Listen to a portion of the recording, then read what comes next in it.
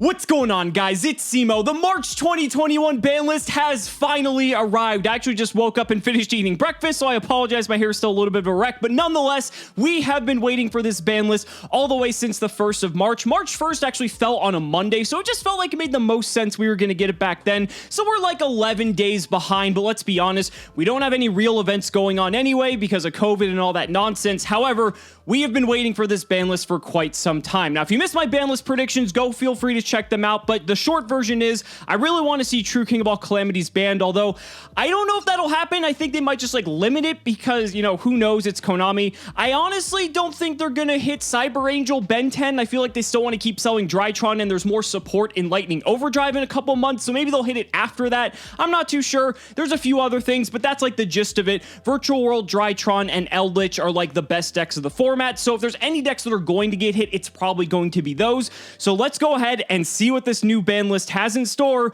effective from March 15th, 2021. So I believe that is next Monday at the time of recording this video. There's actually a remote duel invitational taking place this upcoming weekend for the people who qualified, and so it makes sense that they're not going to make these players change their deck at the last possible second, and they're making it go into effect afterwards. So let's go ahead and see, guys. I am super excited. We've been waiting for this. Let's see. Oh, there's something right here, actually. It says the change to Firewall Dragon from Forbidden to Unlimited does not take effect until April 14th. Okay, so this isn't a big surprise. We know that Firewall Dragon is confirmed for the new set Ghosts from the Past, which is actually going to be released in April. It was supposed to be released this month, but the thing is, it's errated. It's not nearly as good as it used to be, so don't worry. That's nothing to panic about. That's something that everyone called, right? There's no reason that they were going to just put it to like one. It can very easily go to unlimited. It's not that big of a deal. The next update after this will be no earlier than July 1st. So we have a lot coming between now and then. We have the Lightning Overdrive set. We have Ancient Guardians coming out, I believe. There's several sets leading up to July 1st to possibly change things. So if this is like a crucifixion list, we can expect a lot to happen. And if it's not, then, you know, it's just going to be more of the same for a few months. But in any case, let's go ahead and scroll down. All right. Please show us something good. Okay. Nothing so far. Like to see it. Okay, thank God. Thank God. Max C's still banned. So crisis number 1 has been averted, but we don't see anything on here yet, but Max C's banned. Okay. Honestly, the rest of this list could just be anything else, but Max C's banned. I'm happy. All right, moving on along. Let's see. I honestly think Calamities is the only card that like would really be in the ban section. Union Carrier. Okay, you know what? I get this. Union Carrier getting banned. This makes a lot of sense. Union Carrier has been abusing so many different types of cards as of late. I mean, we saw this back with Dragon Buster Destruction Sword in a deck such as like Dragon Link or an Adamancipator. It was able to do just these very unfair things like with Block Dragon and equipping these different cards that allowed for cards to be used in ways they weren't initially intended to by equipping them, and then you could like link those monsters away to be able to get the card to the graveyard to trigger some sort of subsequent effect. I actually think there's a very strong argument for this card to be on the ban list, and quite frankly, I think I'm okay with this. This is just a card that it's just been primarily used for very degenerative purposes. And yes, it is a great extender in a lot of decks. And, you know, think how many different decks could take advantage of a card like this. Even rogue decks could use this. So it is unfortunate to see this card go, but I actually am very okay with it because I just think for the most part, people were using this for the worst possible reason.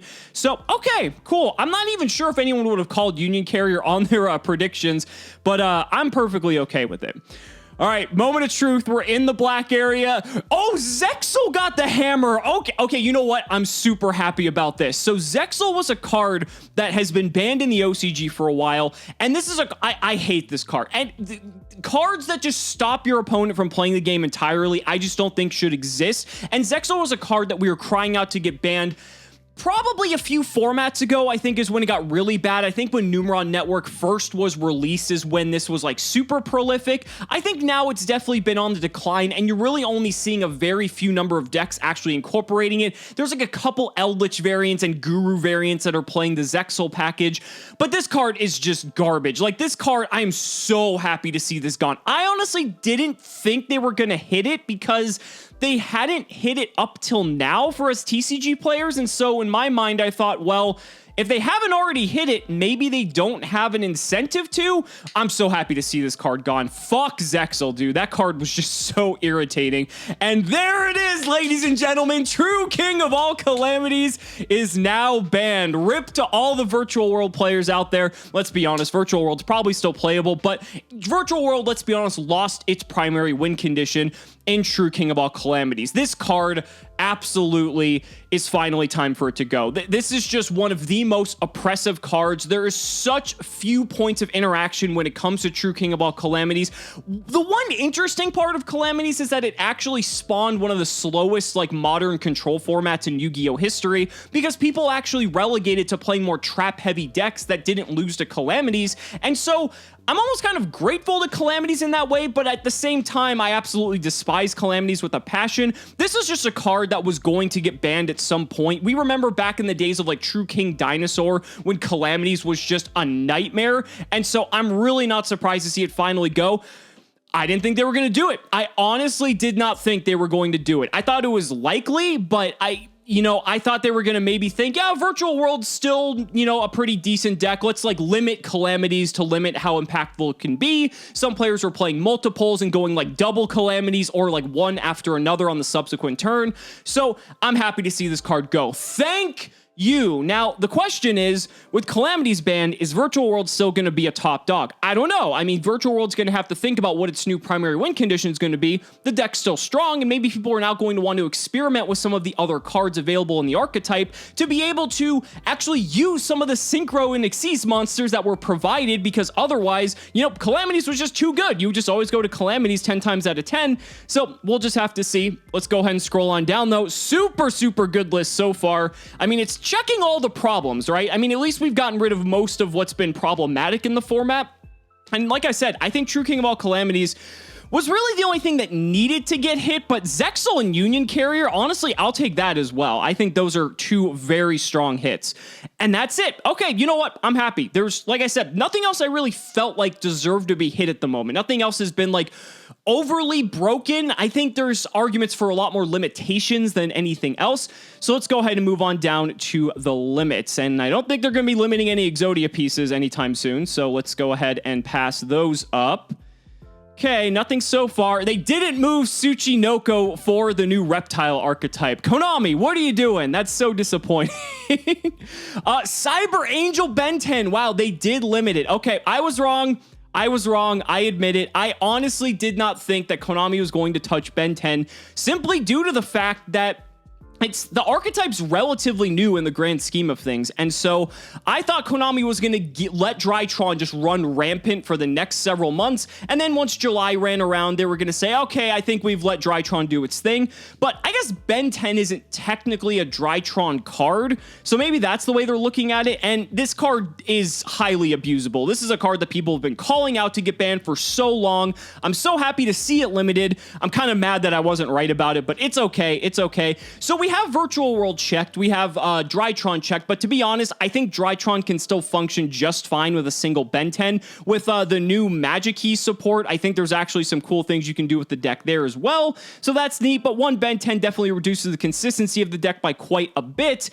I still think there's a very good chance that the deck is going to be highly playable. It depends on what the rest of this list looks like, though, right? So let's go ahead and move on along.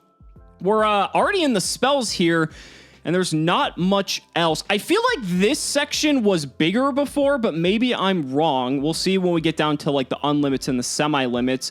Nothing else in the spells and nothing else in the traps. Okay, interesting. So that means that nothing on the forbidden list got moved to limited either. And all we got was Ben 10. I mean, I think if there was a card to limit, it probably was Ben 10, right? But what about LP? You know, Dragon Link is still like a pretty decent deck, and it's once again going unchecked. I don't know, man. That's a weird one, but okay, let's move on along to the semi-limits for all of you who watch this channel frequently. Oh, it's just Malicious. Okay, so we just have Malicious on the semi-list. Happy to see it. I mean, if there's a card to be semi-limited, I guess it's Malicious. Otherwise, I think this list just doesn't really serve a purpose. Just either limit or unlimit this, and let's just get rid of the semi-limits entirely. I just don't think this serves a purpose. The fact that there's one card on here, this is just a little bit ridiculous. All right, then the unlimits. Let's see if there's any exciting stuff down here. So Dragon Buster Destruction Sword is now unlimited. This makes sense if you ban Union Carrier because now you don't have a way to equip it directly from the deck. So I can kind of understand that. That's actually fine.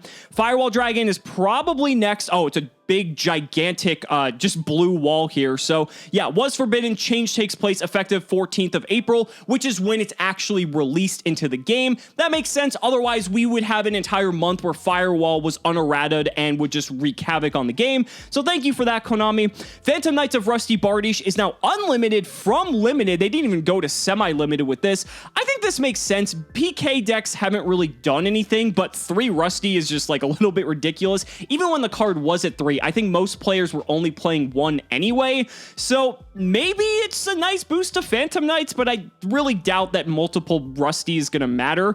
Let's go ahead and see what else. Duloran's unlimited. I guess Ice Barrier deck promotion. I guess that makes sense.